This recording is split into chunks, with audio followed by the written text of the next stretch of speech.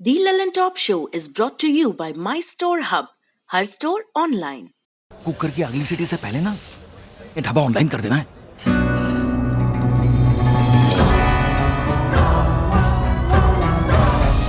हम हो गए ऑनलाइन। आ गया है माई स्टोर ऐप। ये किसी भी स्टोर को ऑनलाइन करे सिर्फ 15 सेकंड में। माई स्टोर, अब हर स्टोर ऑनलाइन।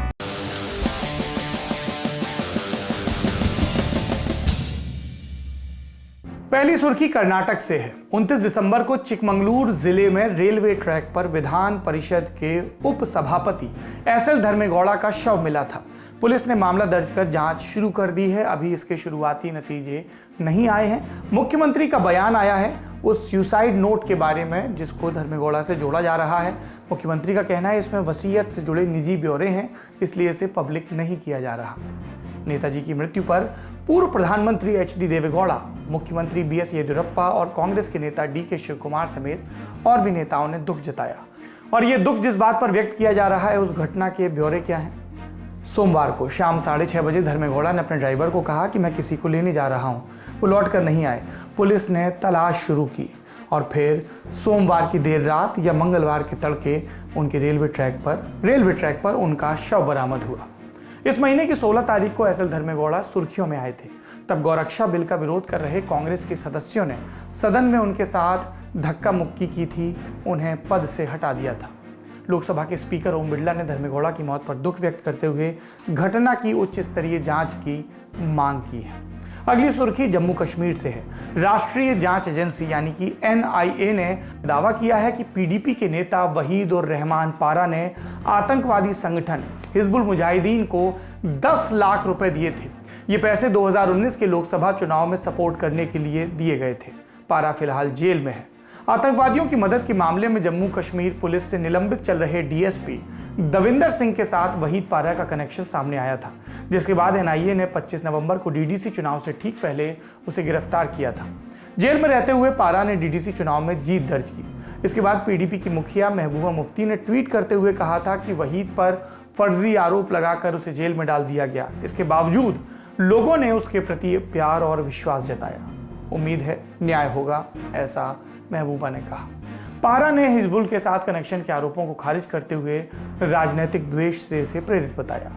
कश्मीर से एक और खबर है इंडियन एक्सप्रेस अखबार के हवाले से।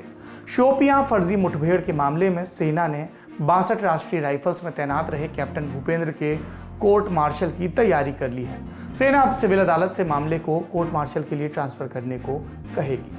कैप्टन भूपेंद्र को सेना पुलिस की कड़ी निगरानी में रखा गया है।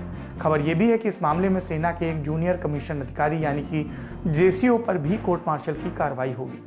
कोर्ट मार्शल कन्वीन हो रहा है। इसका मतलब सेना की कोर्ट ऑफ इंक्वायरी के बाद तैयार हुई समरी ऑफ एविडेंस पर सेना के वरिष्ठ अधिकारी विचार कर चुके हैं और उन्हें लगता है कि आरोपों में दम है।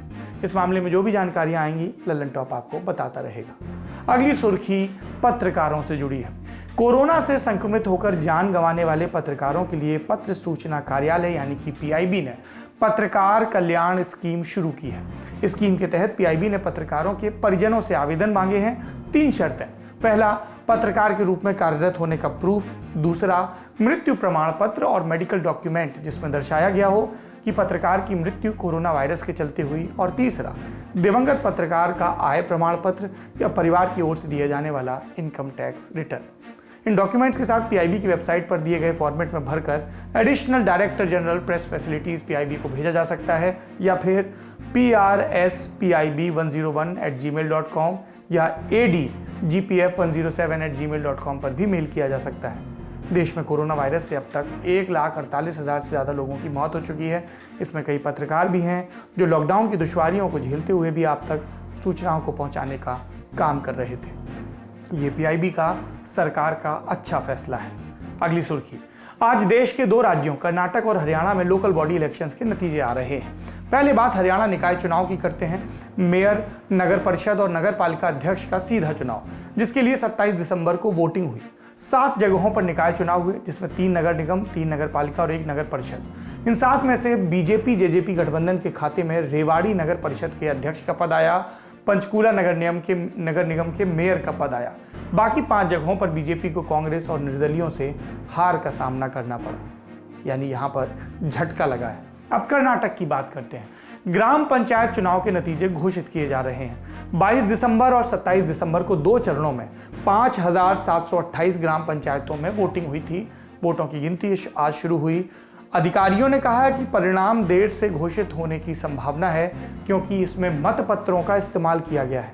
226 तालुके, 5,728 ग्राम पंचायत, कुल 91,339 सीटों के लिए चुनाव, जिसमें 8,074 सीटों के लिए उम्मीदवार निर्विरोध चुन लिए गए थे। बहुत सारे नंबर हो गए। अब बयान सुनवाते हैं। कर्नाटक ग्राम पंचायत नतीजों पर कर्नाटक के सीईओ यानी कि मुख्य चुनाव अधिकारी ने कहा कि टीवी और वेबसाइट पर ग्राम पंचायत परिणामों को पार्टी आधारित परिणामों के रूप में दिखाया जा रहा है। ये गलत है, क्योंकि ग्राम पंचायत चुनाव बिना किसी चिन्ह के लड़े जाते हैं। लोगों को गलत जानकारी नहीं दी जानी चाहिए। और ये क्या जानकारी दी जा रही थी, आपको क्यूरियोसिटी हो रही होगी। बताया जा रहा था कि रुझानों के हिसाब से बीजेपी 5,340 सीटों पर और कांग्रेस 3,150 सीटों पर बढ़त बनाए हैं, और जेडीएस के खाते में 1,580 सीटें दिखाई जा रही थी। ऐसा इस आधार पर शायद कहा जा रहा हो कि कई उम्मीदवार परोक्ष रूप से पार्टी समर्थित है। घुटना, कंधा या कमर, चाहे जैसा हो दर्द, डॉक्टर ऑर्थो आपको देता है दर्द से पूरी आजादी, एक भरपूर जिंदगी।